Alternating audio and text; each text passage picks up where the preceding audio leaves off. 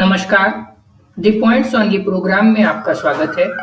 आज का हमारा विषय है हीट वेव्स यानी कि लू। आइए जानते हैं यह चर्चा में क्यों है। उत्तर भारत के कई भागों में भीषण लू चल रही है।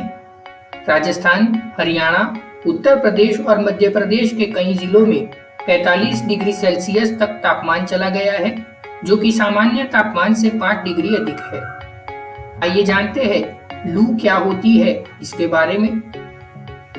यदि मैदानों में किसी स्थल में अधिकतम तापमान कम से कम 40 डिग्री सेल्सियस हो जाए तो उसे लू की अवस्था कहते हैं। इसी प्रकार यदि समुद्र तटीय स्थलों में अधिकतम तापमान 37 डिग्री सेल्सियस और पहाड़ी क्षेत्रों में यह तापमान 30 डिग्री सेल्सियस हो जाए तो उसे लू की अवस्था कहते हैं। आइए जानते हैं लू के स्वास्थ्य पर दुष्प्रभाव के बारे में। लू होने से शरीर में पानी घट जाता है, शरीर में अकड़न होती है और हीट स्ट्रोक तक आता है। लू का सीधा प्रभाव बच्चों और बूढ़ों पर होता है जिनको पहले से कुछ बीमारियां हैं। लू का सामना इन लोगों को अधिक करना पड़ता है, जैसे कि फेरी वाले, कैब चलाने वाले, निर्माण कार्य में लगे मजदूर, पुलिसकर्मी, सड़क के पास घुमटी चलाने वाले आदि लोगों को यह अधिक कर बैठना पड़ता है। ये सभी लोग समाज के कमजोर तबके के लोग होते हैं जिनको रोजी रोटी के लिए तेज धूप में भी काम करना पड़ता है। आइए जानते हैं भारत में यह लू के खतरे क्यों बढ़ रहे हैं इसके बारे में। तो शहरी क्षेत्रों में अधिक से अधिक कंक्रीट फर्श होने और कम वृक्ष होने के कारण तापमान बढ़ता जाता है। इसी तरह शहरों के तापमान के कारण आसपास का तापमान 3 से 4 डिग्री सेल्सियस अधिक अनुभव होने लगता है।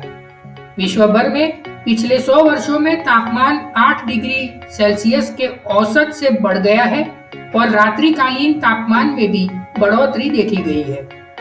जलवायु परिवर्तन के कारण तापमान में वृद्धि का शिखर स्तर पर होना और उसके टिके रहने का समय लगातार बढ़ता रहता है। मध्यम उच्च गर्म हवा के क्षेत्र में पैर बैंगनी किरणों का तीव्र होना भी गर्म हवाओं का एक कारण हो सकता है। आइए जानते हैं लू से बचने के लिए हम क्या कर सकते हैं।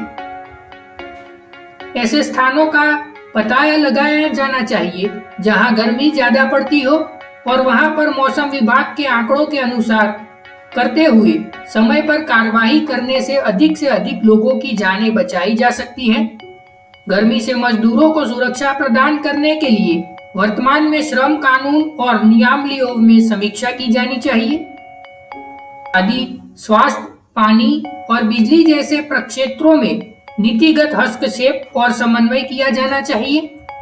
इसके साथ ही लोगों को पारंपरिक प्रथाओं को अपनाने के लिए जोर देना चाहिए, जैसे कि घर के अंदर रहना और आरामदेह कपड़ों को पहनना आदि। लोगों को ऐसे घर बनाने के लिए भी प्रोत्साहन देना चाहिए कि जिनमें खिड़कियों के ऊपर छज्जे हो, जमीन के अंदर पानी जमा करने के लिए जलाशय हो और घर के सामान ऐसे पदार्थों से बने हो जो कुचाल होते हो।